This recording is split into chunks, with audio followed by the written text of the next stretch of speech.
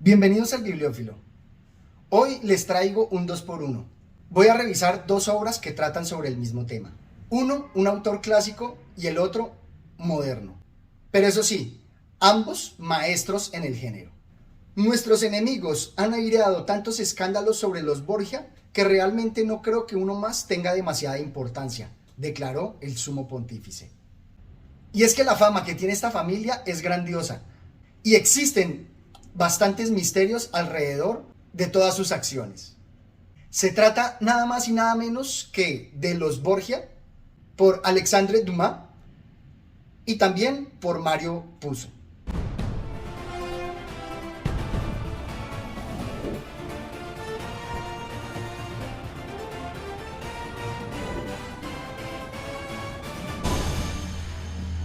En primera instancia vamos a hablar de lo que trata Alexandre Dumas. Me parece que es un experto en aprovechar las leyendas urbanas, en aprovechar los misterios que hay con respecto a personajes históricos para él desarrollar novelas. Por ejemplo, El hombre de la máscara de hierro y en este caso con los Borgia. Me gusta que nada más desde el inicio nos presenta una escena muy poderosa con personajes históricos muy importantes. Asimismo, el tono histórico que utiliza le da gran credibilidad. Y no menos aún, la gran cantidad de detalles y curiosidades históricas que nos presenta. Todo desde la perspectiva de los Borgia. El mundo había llegado a una de esas épocas supremas en que todo se transforma, entre un periodo que acaba y una era que comienza. En Oriente, Turquía, al mediodía España, en el occidente Francia y al norte Alemania iban a adquirir, con el título de grandes naciones, la gran influencia que debían ejercer en los estados secundarios. Subamos al Vaticano para echar con Alejandro VI una mirada sobre todas esas naciones y ver cuál era su situación con respecto a Italia, a la que todas miraban como apetecible presa. Como les digo, Alexandre Dumas nos presenta hechos y descripciones bastante contundentes, con explicaciones y contextos históricos muy ilustrativos. Pero donde se hace inmejorable es en donde nos cuenta anécdotas y misterios históricos con el sabor picaresco al modo de chisme que nos presenta. Por ejemplo, este del escape de César. En efecto, así que Carlos VIII comprendió que César había huido, tuvo un colérico arrebato y le denunció como perjuro a todo su ejército. Recordaron los soldados que de uno de los 20 carros había sacado el cardenal una riquísima vajilla, y con el propósito de tomar provechosa venganza, abrieron los demás cajones. Con gran sorpresa, se encontraron con que solo encerraban piedras y arena. Esto probó al rey que la huida estaba preparada antes de salir de Roma, con lo que se le aumentó su cólera contra el Papa. Por el otro lado tenemos a Mario Puzo, que es el maestro de las familias mafiosas, con su obra El Padrino, The Godfather. Y a pesar que tiene descripciones de escenas criminales muy precisas y con descripciones emocionantes, me parece a mí que es muy comercial, muy artificioso, muy imbuido de Hollywood.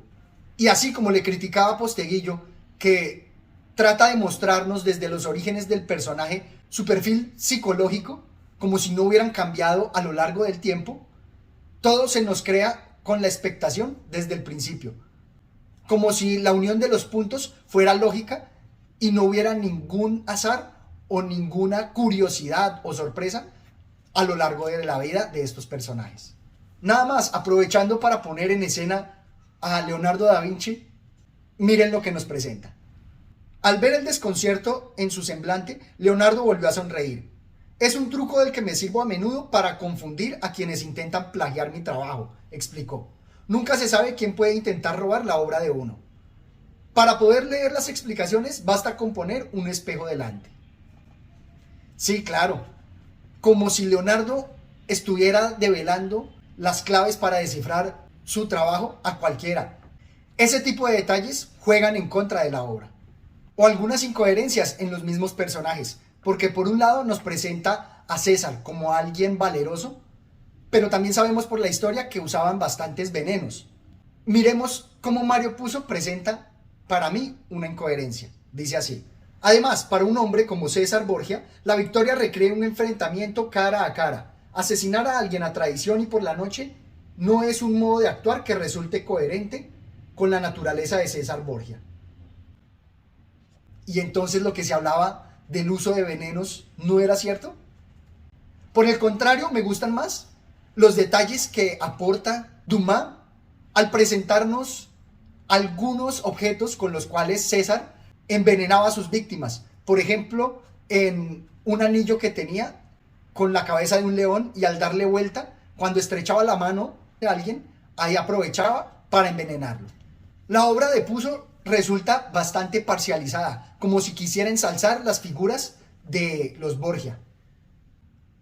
Y a pesar de que aporta personajes misteriosos e interesantes, como Duarte Brandao, nos presenta esta como la primera familia del mal. Pero Lucrecia me parece que la excluye, lo mismo que a un Joffre que más bien actuó por pasión. Entonces, insisto en que la obra resulta un poco artificiosa.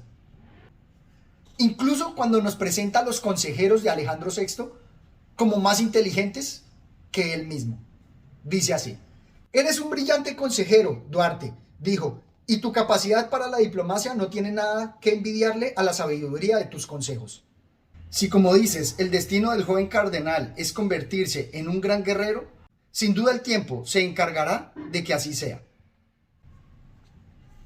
Acá en este pasaje tenemos de nuevo con esa frase donde nos previene sobre la que ya conocemos de la historia, diciéndonos que César se convertirá en guerrero, reiterando lo histórico con mucha antelación, y asimismo mostrando que tal vez las habilidades de diplomacia no eran enteramente del Papa, sino de sus consejeros, lo cual desluce un poco su figura.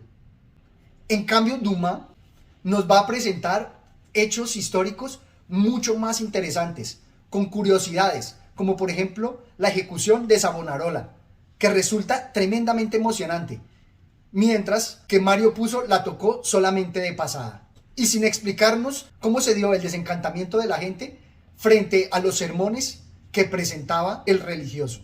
Y es que Dumas aprovecha varios misterios, varias desapariciones, para incrementar la tensión, para entretenernos, como esta. Un año después de esta doble desaparición, se encontró en el Tíber, cerca del castillo de San Angelo, el cadáver de una hermosa joven cuyas manos estaban atadas, y a poca distancia el cadáver de un joven que aún llevaba al cuello la cuerda con que había sido estrangulado. La joven era la prometida de Caracciolo, el joven era Astor. Los dos habían servido durante un año para satisfacer los brutales caprichos de César, quien, cuando se cansó de ellos, los había hecho arrojar al Tíber. Parece ser que los crímenes de esta familia son innumerables, y más tratándose de César. Alexandre Dumas los presenta y no hace más sino atrapar nuestra atención. No podemos dejar de leerlo. Mientras que en el caso de Puzo, incluso lo disculpa y deja de mencionar muchos crímenes que se les atribuyeron a la familia. En ambos me gusta que se presentan los dilemas éticos. En el caso de Alexandre Dumas, aprovecha para contarnos sobre personajes históricos y sus pensamientos íntimos. Dice así: 10 años después, Gonzalo de Córdoba, también proscripto y en desgracia, confesaba en Loja, en su lecho de muerte, que al comparecer ante Dios, dos acciones pesarían cruelmente sobre su conciencia. Una, haber sido traidor a Fernando, y otra, la falaz conducta que con César Borgia había seguido. Como les digo, él aprovecha para hacer hablar a personajes históricos, siempre creando tensión, siempre atrapándonos con misterios históricos.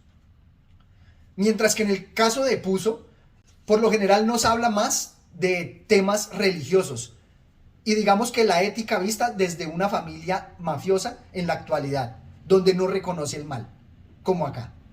¿Crees que nuestro padre es un hombre malvado?, preguntó de repente. Un escalofrío recorrió el cuerpo de César. Hay veces en que ya ni siquiera sé distinguir la maldad, contestó. ¿Acaso sabes tú lo que es la maldad? O más adelante: me preocupa que puedas usar ese bien mayor como excusa para deshacerte de hombres cuya presencia interfiere en tus planes o simplemente te resulta molesta, dijo finalmente. Como les digo, él explora más los dilemas éticos al interior de la familia, pero solamente se nos va a presentar a Lucrecia como un personaje que cambia, no solamente en el lecho de muerte. Otra gran diferencia, me parece, es el final de César, que en el caso de Alexandre Dumas lo deja perdido y como otro misterio más, donde no se sabe dónde están sus restos, mientras que Puzo trata de mostrarnos una imagen más cinematográfica donde Lucrecia esparce sus cenizas. Tal vez yo soy más propenso a valorar lo clásico y por eso me gustó mucho más la obra de Alexandre Dumas. Aún así, ambas obras me han generado mucha curiosidad y por lo tanto voy a investigar un poco más sobre esta gran familia. Los invito a que lean estas grandiosas obras, se suscriban al canal y me dejen sus comentarios. Hasta una próxima oportunidad. Gracias.